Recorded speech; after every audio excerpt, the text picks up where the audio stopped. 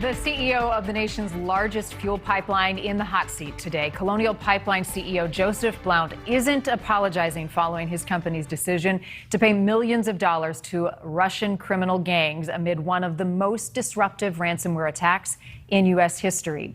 Blount testified to the Senate Homeland Security Committee today, giving us a rare look at what happened behind the scenes when that cyber attack hit the pipeline earlier last month. News Nation's Joe Khalil is live in Washington. Joe, U.S. authorities typically tell companies don't pay a ransom.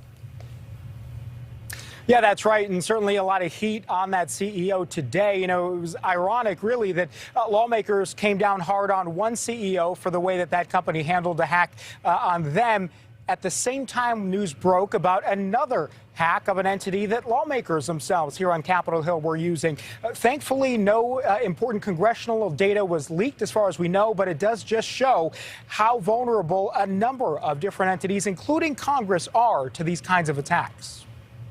Another major ransomware attack. This one hits close to home for Congress. As I've said before, no one is safe from these attacks, including us. We've got to understand that these attacks have real-world consequences. A company called iConstituent that connects lawmakers with voters hit with a ransomware attack. The hack impacted state and local governments around the country, along with 60 members of Congress, though it's not clear which members were affected. The House's chief administrative officer released a statement saying that their office is not aware of any impact to House data. The CAO is coordinating with the impacted offices to ensure the attack does not affect the House network and offices' data. The whole truth and nothing but the truth, so help you God. I do. News of this latest attack came as a Senate committee prepared to grill Colonial Pipeline CEO Joseph Blount about his company's cybersecurity lapses and his decision to pay a $4.4 million ransom to Russian hackers.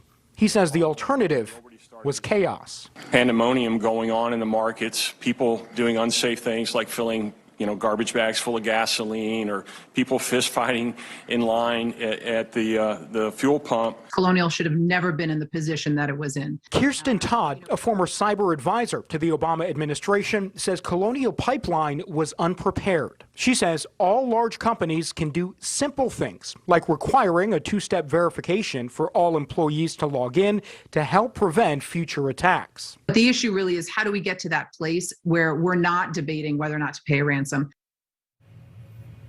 Now, unlike Colonial and some of the other high-profile attacks, this most recent one affecting some members of Congress, we're not exactly sure, according to Intel officials, yet where that attack came from. And by the way, we know that strengthening cybersecurity is a bipartisan effort. We know that the 60 offices, although we don't have clarity on who exactly was impacted in Congress, we know that they were both Republican and Democrat offices. Marnie. Wow, Joe. I mean, in reality, we're all just one click away from letting the bad guys in again. So a lot to be learned here.